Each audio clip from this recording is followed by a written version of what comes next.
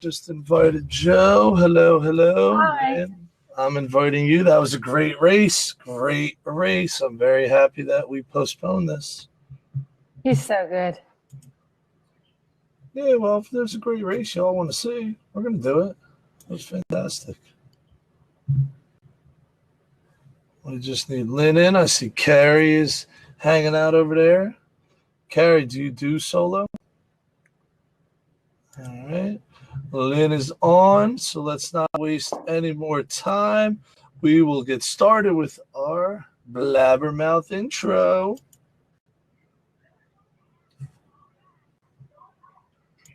Could you hear that or no? Probably not, right? All right. Here we go. You are a blabbermouth.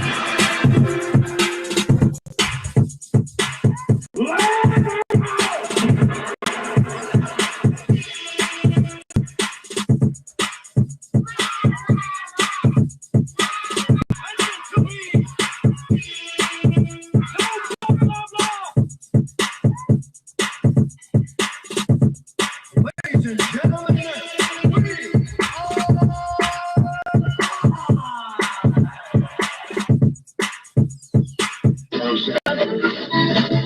I do not say blah, blah, blah.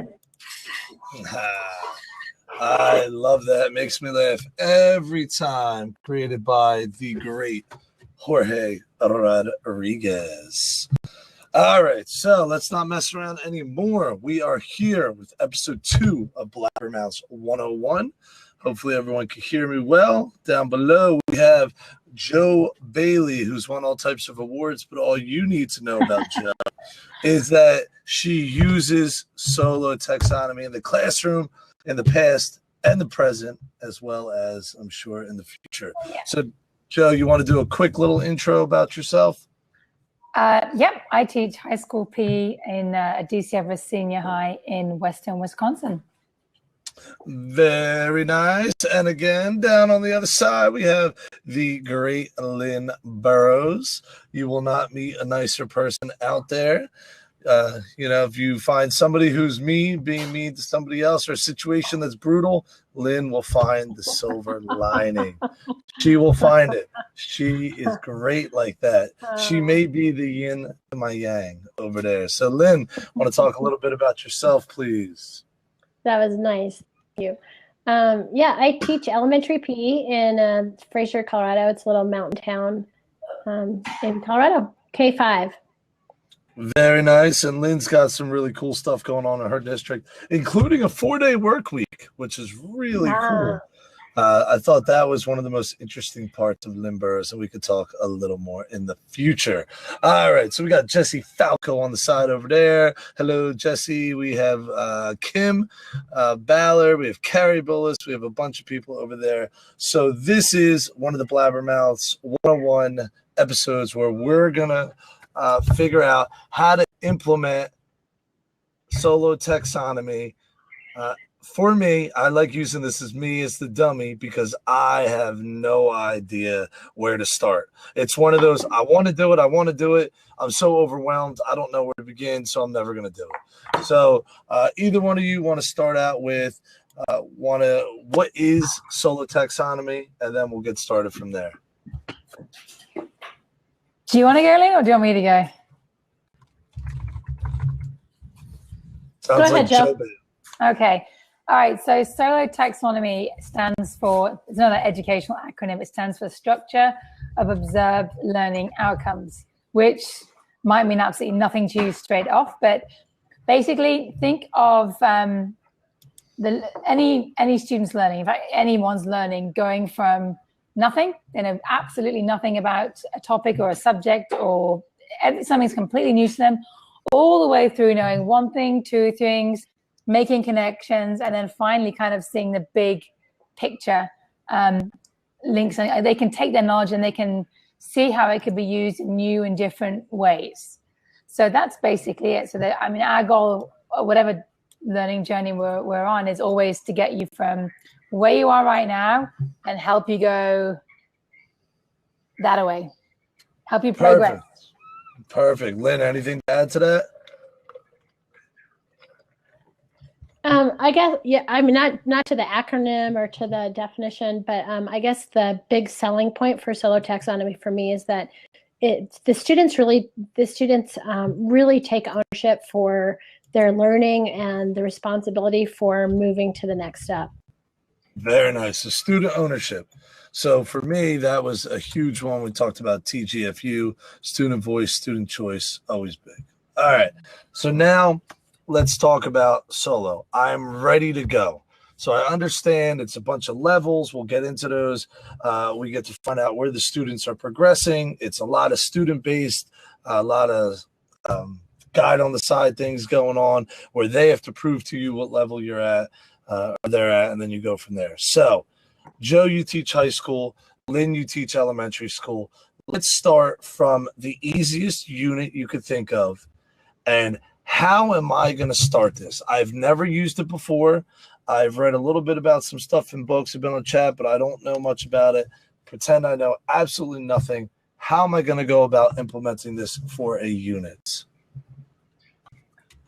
I guess to start off with, if we go back away from a unit and, go to your overall planning for the year, it's like, right, what grade level outcomes am I focusing on with this group of students, whatever grade level they might be at, it doesn't matter. And that's going to depend on where you're located, the amount of time you see your students, what are your must-dos for your students? So once you've identified that, well, what does it look like? So we've got a couple of things that you need to do here. Figure out your outcomes that you want to focus on, your most important ones, and then figure out what your students need in order to get to that outcome. So you know where your endpoint is, and then it's like, well, what are those stepping stones along that journey towards the endpoint? All right, so we're using UBD here. Yes. Okay, so now I have my outcomes going, and for me, at the elementary and depending on what grade, but let's say like third grade, fourth grade, somewhere around there, I want the overhand throw. I think that's kind of important. We use it in a variety of things, so I want to use that. I kind of have a couple things going on with that. Would you agree there, Lynn? Where are you starting? Yeah, I think if you choose one thing, I in this journey of solo taxonomy, I have failed miserably, and one of my big fails was that I chose too broad, and so just if you were to choose just overhand throwing, yeah, you could choose that outcome, and then like Joe said, you really need to break it down, like what do you want your kids to know, like what are the basics that you want them to know about, and what's like what would be the grade level outcome of overhand throwing, and then what's kind of excelling past that grade level outcome on overhand throwing. And so if you take any skill, if you can pull it along that continuum and find those measurable points so that it's really so that you could really articulate it for your students, then I think like for me, that's when I had more success. All right, Joe, where did you have the most success? What unit when you were first starting? I first started in a weight training unit where, and my theme for the whole year had been, all right, let's make sure all the students understand the basics, basic fitness principles and components, so that at any point in their life they decide, okay, I want to get better at something, they could take those principles and apply it, and not only apply it to one thing, but they could take it in multiple directions. So weight training I started with, and my teaching wise didn't change that much, but the fact that as Lynn said, it was student centered and the students had to justify where they were at. It's not a case of, oh, I know how to do this. Well, show me, tell me, demonstrate, verbalize, video, whatever way, shape or form, give me some evidence of where you're at, and then we can see where we want to go to next. So this is baselining. We're basically, like general education terms, baselining for our students, right? So we're finding out where they're at, what level they're at. They do it in reading, they do it in math, they do it all over the place. Yeah. Whatever it is, here it is. Here's what you're proving to me, you know. So now I know as a teacher where to start at. So either I have to scale it back, or I go forward, or I go, wherever I need to go to meet my students where they're at, which is perfect. So now we have the idea. We have our grade level outcomes. We know what we want. We've worked back. And as Lynn said, we have a bunch of different ways to differentiate from they know nothing to they're experts and everything in between. So from solo, there's 1, 2, 3, 4, 5 levels. And the first level is pre-structural level. So from what I understand, it says the student has not grasped the idea and or needs help to start. Is that accurate, Lynn? Yeah, I would say that's accurate. And I just want to go back a second because when I have done the solo taxonomy, I've actually I've taken like skill sets that or like grade level outcomes that I'm going to teach over a couple weeks and put those into one solo taxonomy. And the reason why is when I chose that one skill, like overhand throwing, if I was just going to hit on it for 2 lessons or for even just 3 lessons, it might not be worth doing solo taxonomy because it takes some explanation with your students. I preferred doing it when I was going to do something, you know, over more, I would say, than 3 lessons. So I had to combine some grade level outcomes in there. But yes, ask me your question again, and then I'll answer that. Nice. So from what I understand, what was your original question? That wasn't level 1. No worries. Level 1, pre-structural level. So from what I understand, the student has no idea about the grade level outcome. They need you to explain it. Use your baselining, saying, all right, show me the overhand throw, and they're kicking the ball, right? Is that kind of where we're at here? They have no idea what we're talking about? Yeah, it's completely, it's something that's completely new to them. And the really important point with this is that that's okay. And I think all of us, you know, us as professionals and our students, sometimes they're so afraid of not knowing something or not being able to do something. It's like, it is okay to be at wherever you're at. The point being, once we figured out where you're at, then we can go from there. It's okay to know nothing about something you've never done before. It's fine. Yeah, and I mean, when they baseline in regular education subjects and general education subjects, some kids have no idea, haven't got there yet because they're not on grade level yet. And now they know, those teachers know, this is the starting point. This is where I have to be.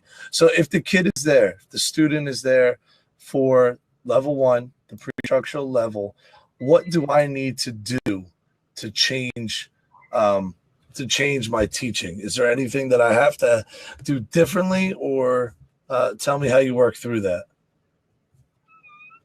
Go ahead, Joe. No, it's just, again, you're no matter what the grade level, your students are going to come in at different levels. So I'd say it's almost, certainly at my level, it's almost rare to have everybody on a pre-structural level, you know, because everyone's got different experiences out of your classroom that they're bringing with them. So from there, it's just a case of letting the students know, okay, here's our target. This is the bullseye we're aiming for. And obviously, you know, if you imagine the target's a good visual, you're right on the outside of the ring, you're not even hitting a ring right now. And then this is what it looks like as you kind of progress through.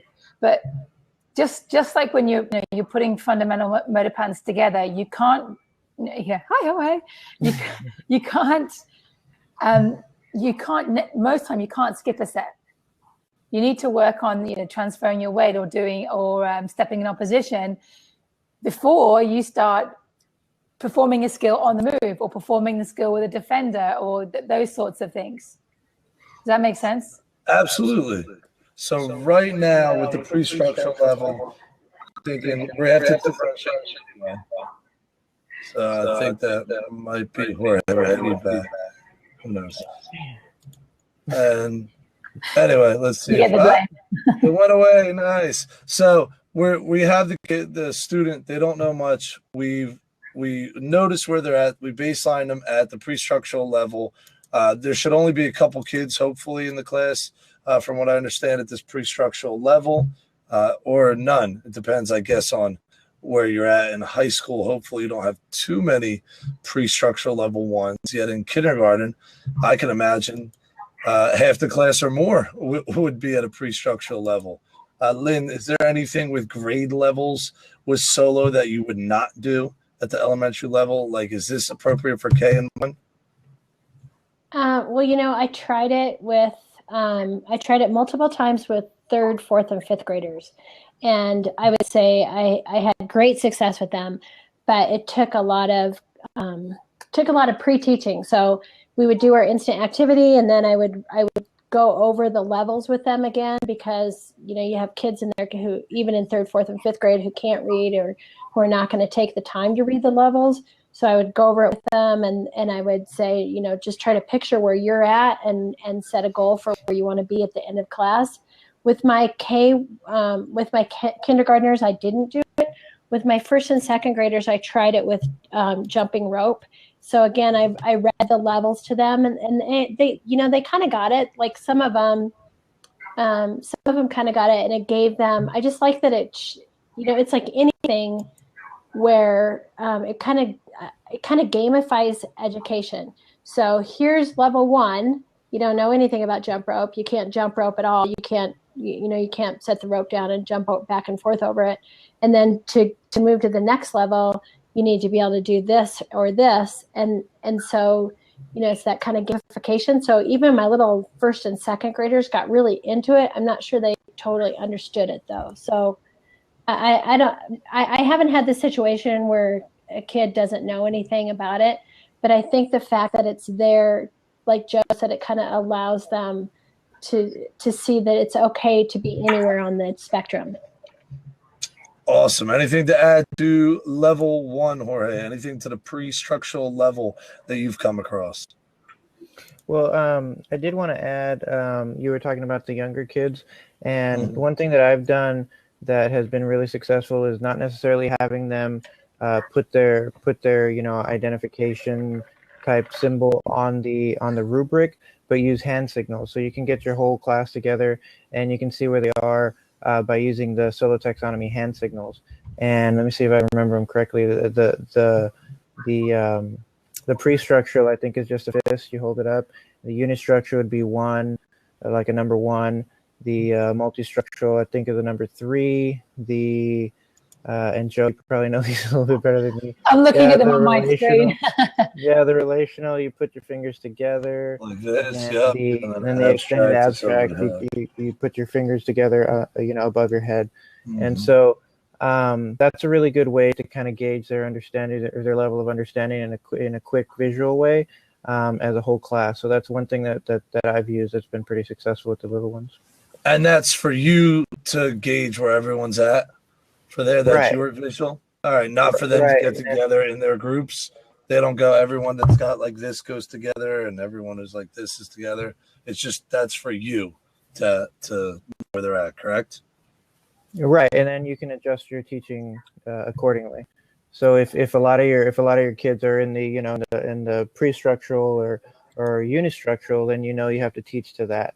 Or like you said, that might be a good time to kind of group kids that are kind of similar in their skill acquisition or their development in that particular activity that you're doing.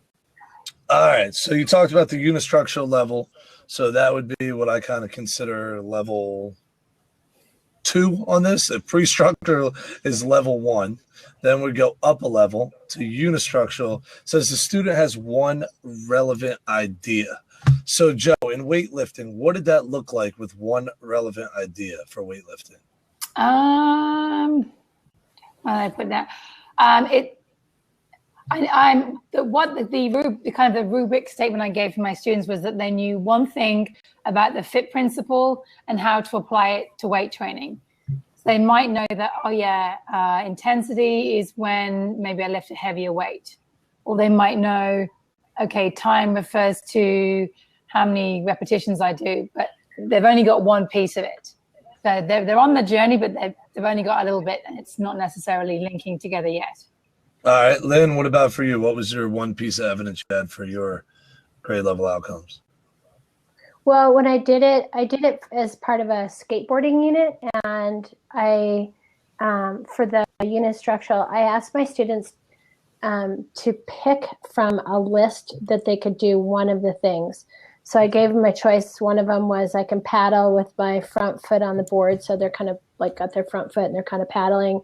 Or I know the rules for the equipment for safe skateboarding, or I could identify key parts of the skateboard. So that's something I had covered with all of my students and almost at nauseum. And so if they knew one of those, then they could put themselves at unistructural. All right, Jorge. Let me try to remember. I did it with our golf unit, and I was using the first Street curriculum for that. And so I know a big part of that is gripping the club properly, and then the safety cues that go along with swinging before you swing. So you verbally say, you know, I'm putting, I'm pitching, I'm chipping, that kind of thing. And so if I remember correctly, my unistructural was them simply being able to hold the club correctly, and then getting their safety cues correct as well. All right, so they've showed you one piece of evidence. They held up the one finger. They're ready to move on. Now we're at the multi-structural level. So this says student has several relevant ideas. Now, several, from what I understand, is what, 3 or more? Is that several? How are they proving that to you? We'll start with Jorge first. So in golf, now we know that they're saying whatever it is before they do it, putting, pitching, driving, whatever's going on there. Their grip is proper. What else are they doing in golf to get to the multi-structural level? So I wanted them to be able to show me a proper swing, and then also I wanted them to be able to identify the cues for at least 2 of the swings. And so what I do for my solo taxonomy is you know, I'm usually outside, so I have my iPad outside, and I use an app called Post-it. And so I take pictures of the board before we go outside, and then the solo taxonomy board, and then I take that outside. So it kind of digitizes their little Post-it notes. And then when they're outside, if they want to move their Post-it note to the next level, they have to show me the evidence to do so. And so this is a really good time also to have conversations with your kids. And so if they want to move up, they have to kind of prove that they have the knowledge, or they can demonstrate the skill in order to move up. So whenever they wanted to kind of level up, they would come to the iPad where I was kind of stationed at if I wasn't walking around, or they would let me know in some way that they were ready to move up. And then I can have that conversation with them. They can identify the cues. They can show me that they knew the proper way to hold the club and so on. And then I would allow them to move up. I did that usually for relational, and then obviously extended abstract. So the multi-structural, I kind of gave them a little bit more leeway as far as when they were ready to move up, when they felt like they could identify those cues, then you know, I let them go ahead and move up. So they were kind of doing a little bit of a self-assessment, and whenever they were ready, they would move up themselves. All right, Joe. For the weight training part, they knew the parts of the FIT principle, so they could basically recall that FIT principle is frequency, intensity, time, and type, and they could apply at least one part of it to making improvements in weight training. So they've, again, when you're talking basic recall, if you're looking at depth of knowledge levels, recalls, it's a pretty basic level. But when you start making that application, then you're beginning to use that knowledge and that information in a new way. Another example would be, okay, a student knows how to use do a free weight exercise, and they might know how to use a machine weight exercise, but they don't quite get the connection, and they're not understanding the pros and cons between the two. And they maybe only know one exercise for that particular muscle group rather than 2 or 3 or 4. So they've got pieces, but it's much like a jigsaw puzzle. You've got to cut pieces, but they're not all connected together yet. All right, Lynn.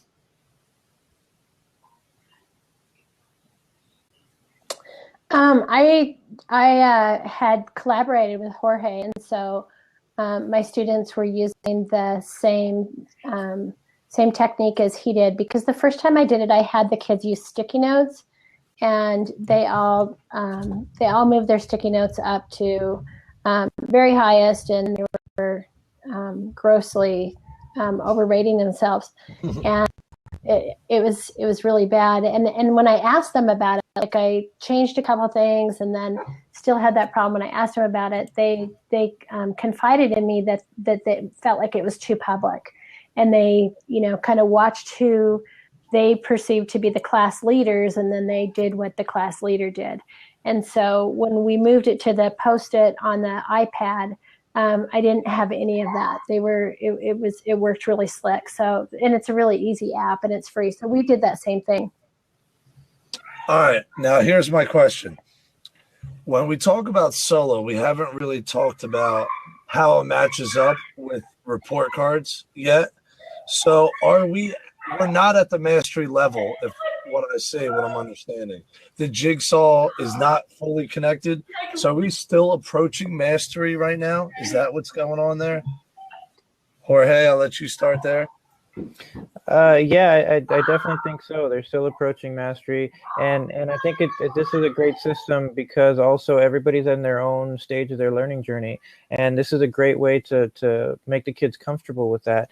And I've had kids also move their sticky note down or their little identifier. I've had them move it down because they realize that, I'm not ready for this stage, and they'll move it down, and that's okay. And I think with solo taxonomy, it kind of lends itself again to creating that safe environment where kids can take risks and kids can be honest with themselves and their peers where they are in their learning journey. And I think it's okay that if some kids are at different levels and there isn't that necessarily that scrutiny that everybody has to be at the same level or everybody has to be at the same part. Everybody learns differently. Everybody, some people need more time to learn. But the great thing about solo taxonomy is that you know exactly how to get to that next level. Yeah, and Carrie says she used Padlet over there at the end, which we absolutely love. All right. If I could just interject Sure. one more time, I did want to kind of talk about the. If you look up solo taxonomy, you can find some of the verbs that are associated with each of the descriptors. And so when we're talking about like multi-structural in that stage, some of the descriptors can be like defining, describing, listing, and combining. And so, when you're writing the questions in each of those stages, you could use some of those to help you kind of identify where the kids are. And the kids can use that as an example as well. So if they can list, let's say, the 5 components of fitness, then they might be somewhere in the multi-structural stage. And then they'd have to do something else to get to the relational stage. Does that make sense? Yeah, absolutely. That if the work's already being done, you just sit there and look, okay, where are the verbs? How am I going to put it? And then implement that right into your teaching. There's no reason to reinvent the wheel. Exactly. There, which is very smart. All right. So if you're going to put that in go ahead, Lynn. Sorry. I was just going to say, if you're going to put that in your overhand throwing example, the one where you're talking about if you put overhand throwing in a solo taxonomy, your multi-structural could even be your students know the critical elements for an overhand throw. And depending on their grade level, it could be really simple, or it could be in the middle of an activity for your students who are a little bit older. Very nice. Yeah, I just came across a document now. We're talking about, like you said, classify, describe, list, combine, define. And Joe is right there. These are very low kind of depth of knowledge things going on over here. Although it does have define in a couple different ones. So we'll have to take a look at that later. And I'll put all the links in the show notes. All right. So now they're approaching mastery. We're getting closer.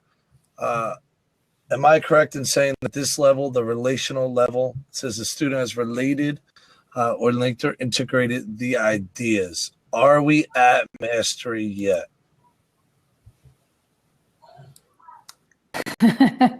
Anyone?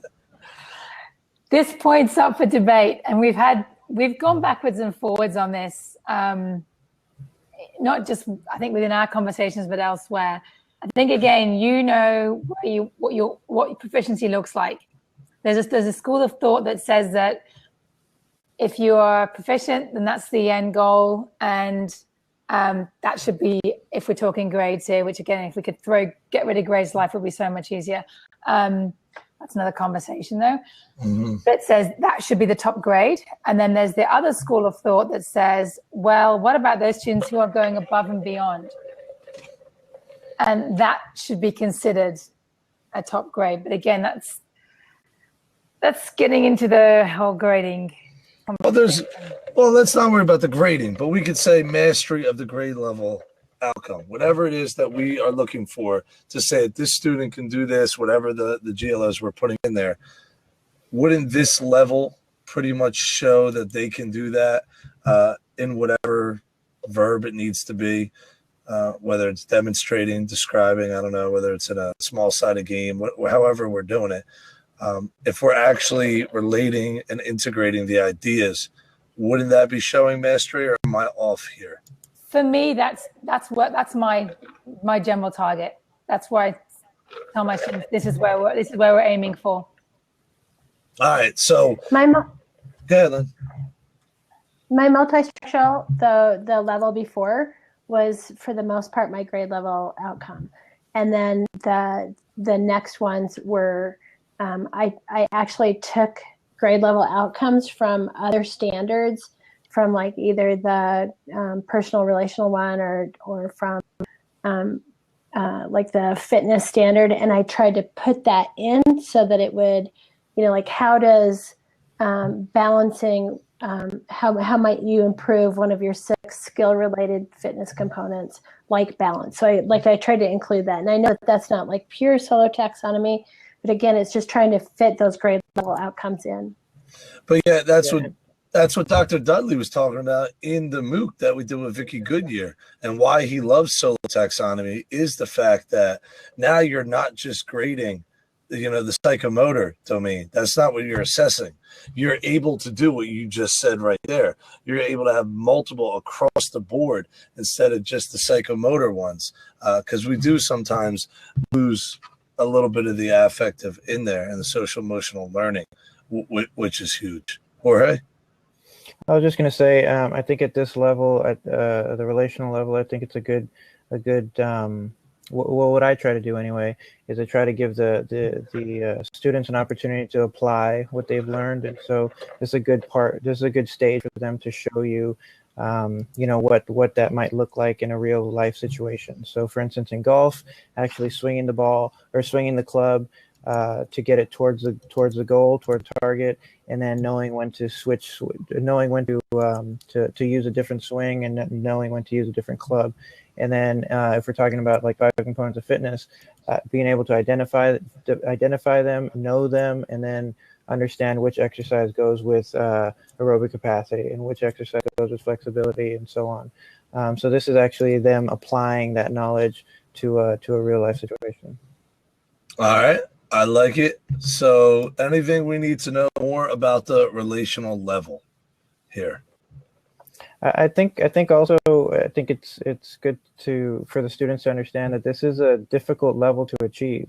It's not just like I hate kind of the term mastery, and I hate kind of having the kids try to achieve mastery in something, because it might be different for everybody. And I know that we get into another conversation when we talk about the grades and things like that, but what's great about solo taxonomy is because it's laid out in a certain way, and we're talking about the learning journey, and we're trying to make this as comfortable as possible for the children to enjoy learning. For me, it kind of takes grades out of it. The roadmap to mastery, but it's always kind of like a journey going towards mastery, if that makes sense. So it's not necessarily you've reached it, you're there, you've mastered the skill. You're always kind of learning, you're always kind of pushing your learning, and that's what's great about solo taxonomy. All right, Joe, what does relational look like in the weightlifting unit? All righty. At that point, every aspect of fit you could apply to weight training, specifically on your own personal improvements. So you'd know, okay, what could I apply here in this particular area that I want to work on for myself? They're starting to make those individual choices. That they're putting the pieces together now and making them stick, and seeing how, this one, okay, let's take frequency. I can't lift weights 7 days a week. I don't have the time to do that, but I could maybe apply intensity here instead, or other times I can apply type, or at another point I could apply time. So just learning how to maneuver those pieces around on their own personal level.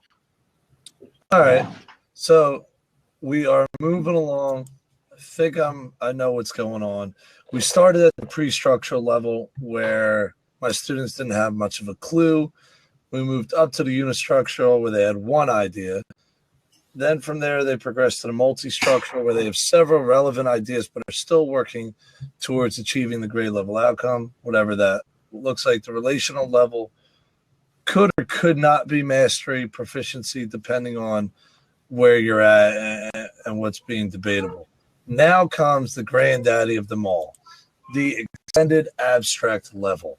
And this, I think, is where I struggle a little bit. It says the student has taken the related ideas and extended them.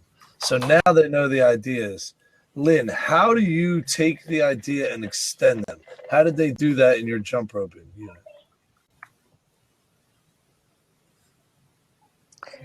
When I did the skateboarding unit with my students, I actually, when I done each of these, I've made the extended abstract and the relational ones where they have to come have a conversation with me, and so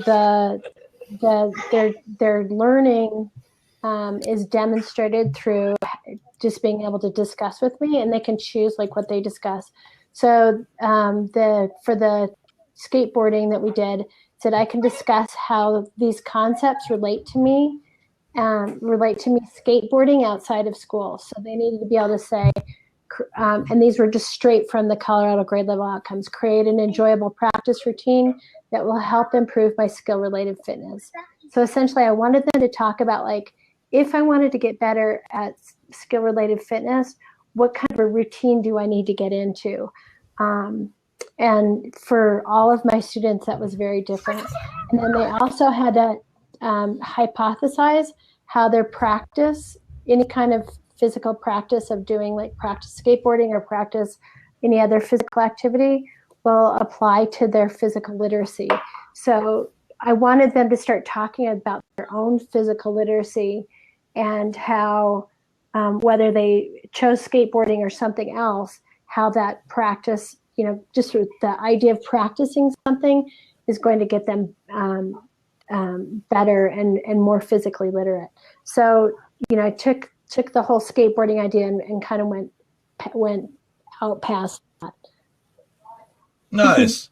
And I think that's exactly what we need to do is get them to this level that you talked about right there. It's wonderful in my class, you did this. That's great. Now you have my class twice a week or 4 days a week or whatever, and eventually you're going to be out of my class. How are you going to take these skills? What are you going to do outside of there? Jorge, what's your ideas for this level? Yeah, so I did something similar as Lynn. And so, well, I guess I'll start with my the golf unit that I did. So with the golf unit that I did, the extended abstract was them being able to apply, the concept that they learned in that particular target game to another target game. And even using the etiquette and other things that are related to golf in another environment, in a different environment. And then also I always like to add in, if they can respectfully help somebody else learn, the game of golf or the different aspects that we kind of covered through the solo taxonomy rubric, then that's another piece of that extended abstract. And then for the 5 components of fitness, I did a unit with the kids using solo taxonomy with that. I was looking at, we did that as a goal setting exercise, and I was looking at for them to create kind of like what Lynn did, a routine or a exercise plan that would help their 5 components of fitness, so that would improve the different aspects of that. And that's how they reach the extended abstract. Wonderful. Joe, what do you have to say about that? I actually had a group of students who they came with a lot of prior knowledge, and they were they'd met the target we'd set quite early on. They were comfortable with the FIT principle. They could apply it. They knew a variety of different lifts, either free weight, body weight, machine weights. So I kind of said to them, where do you want to go next? And we have some TRX bands, the yellow and black kind of torture devices. And they were like, okay, what's that? And they were able, I'm like, this is great. Let's take your learning in that direction. So it's where do I want to go next? And I think, both Lynn and Jorge have already said, it's not a case of I'm there and I'm done. It's like, no. It's what's next? It's like, oh gosh, what is it? What, so what, now what? And then it's the now what? What's your next step in this? And that's where I think it really can become personalized. The skateboarding example. All right, what skills or moves do I want to learn next that I want to work on? That's extra to what I've covered in class. Let them kind of choose your own adventure type stuff. Differentiation at its finest. Yeah. There is no top level of differentiation.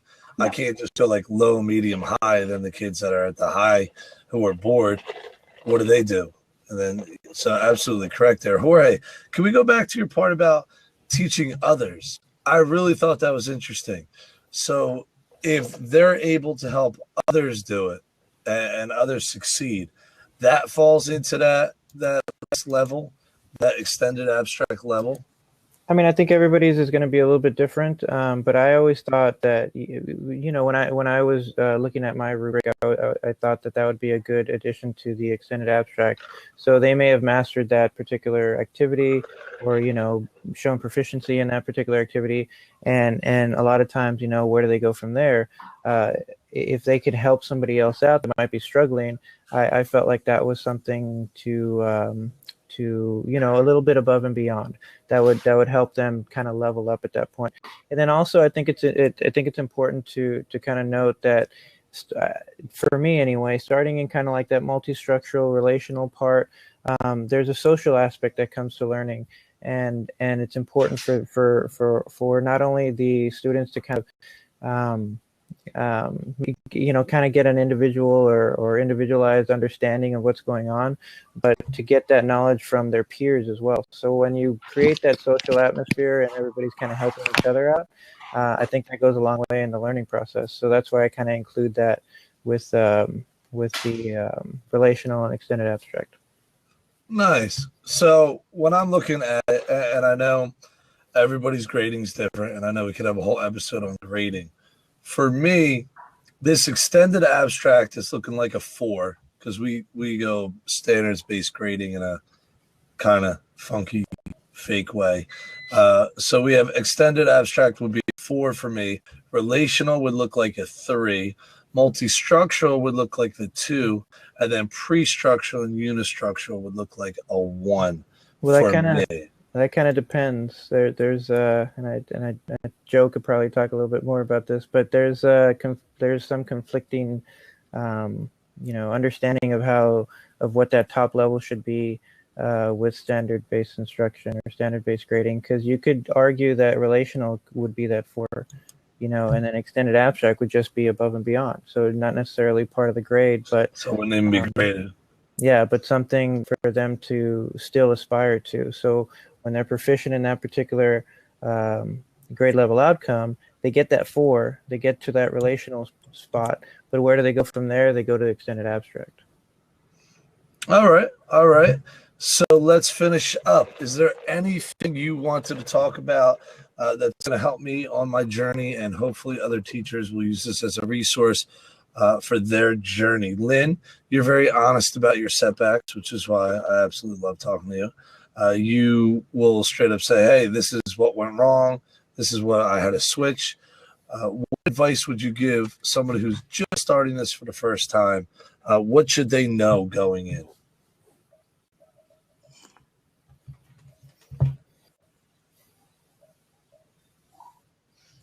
Joe, I'm gonna ask you the same question. What advice would you have? She might be muted. Yeah, I think she might have muted herself. So we'll go with Joe, and then if Lynn can find out, we'll go back to Lynn. So Joe, what advice would you have for people that are just starting this out? What are the roadblocks that they're going to come up to? I'd say number 1, don't get hung up on the terminology. I know there's 5 levels. I know where I want my students to end up, but I don't say to them, oh, are you unistructural or multistructural? I don't get hung up on that. Use whatever system works for you that you understand and your students understand. And number two, like just when you do like anything new with your students, be honest and just say, we're going to try this. We're going to see how it works. I'm going to be looking for your feedback, and we'll see how it goes. But this is what I'm hoping is the outcome, and we'll go along from there. So yeah, be honest with your students as well. Jorge? Yeah, I agree with Joe. I mean, I think take it slow. I think definitely if you hit some of the major criteria that's in solo taxonomy, like making the rubric visual and having the kids self-assess and those types of things, then you're on the right track. And then I think also with anything you try that's new, you're going to fail, and that's okay. I mean, we encourage our kids to take risks and fail, so we should kind of do the same thing. So. Like anything new, don't be afraid to try it and don't be afraid to fail. Learn from your experience and then just get better. All right, and the final question, Joe jumped on ahead already. Resources. Now, we will put in the phys ed shared folder under BlabberMouths 101. There'll be a solo taxonomy folder in there, and we'll have some resources. So, Joe, talk to us about pamhook.com. What is that, or who is that? Pam Hook is an educator from New Zealand, and she's done a huge amount of work with solo taxonomy. You can find her on Twitter at artichoke, but pamhook.com's got all sorts of rubric generators and solo resources that are free downloads. And herself and Nicola Richards have also written 2 PE-specific books. Now, they are based off the New Zealand curriculum, but when you start looking through them, you will immediately see, oh, this is standard 1. This is a psychomotor or movement pattern. This one is more looking at standard 4 or 5. So there's tons and tons of resources, tons of solo statements. So again, it's just practice. There's this exemplars for you there to see what does it look like at each level, and how you can write those statements out in kid-friendly language, so that the students know what they're aiming for as well. So she's fantastic. I highly recommend her books. And yeah, you visit her website, and she's got a Pinterest page too. There's tons of examples. Did you hear that? That was Andy Milne's ears perking up right there when you said Pinterest. Pinterest. Oh, I love Pinterest. All right, resources. Where do we go to learn more about solo? Yeah, I think Joe covered them. I was thinking about the Pinterest page, because what's great about Pam Hook is whenever she sees anything on Twitter or Facebook or anywhere on the web, she pins it. And so she has these great resources on Pinterest and examples of all kinds of different rubrics and stuff. So yeah, those are some great resources that Joe was talking about there. Very cool. And Lynn, do we have you live? Are you back with us? No, Lynn is not back with us, unfortunately. All right. So any final thoughts, Jorge, before we leave? Final thoughts? Anything else they need to know? Final thoughts. Just like I said, I mean, don't be afraid to try it. It's a great way. And just like the TGFU one, the level of engagement that we were talking about with teaching games for understanding and teaching through inquiry and those types of things, the level of engagement goes way up. And I've seen the same thing with solo taxonomy.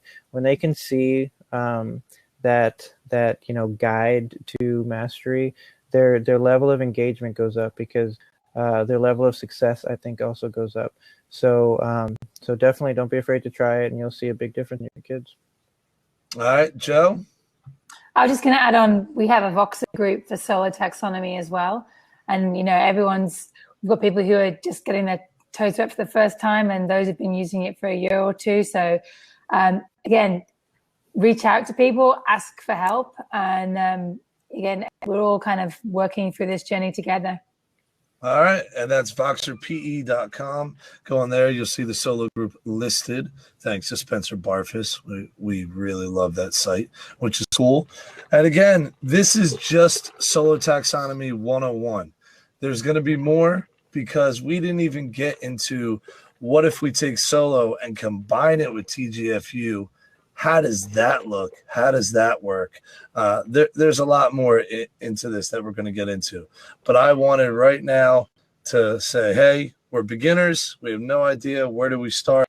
Hopefully this is a cool resource. I'm going to go look at pamhook.com. Joe Bailey, Jorge Rodriguez, Lynn Burrows, I really appreciate your time and your effort. Everyone who joined in and watched, whether for a minute or for the full 45 or hour, we appreciate it. Thank you very much. And everyone have a good day or good evening. Thanks, Justin. Bye.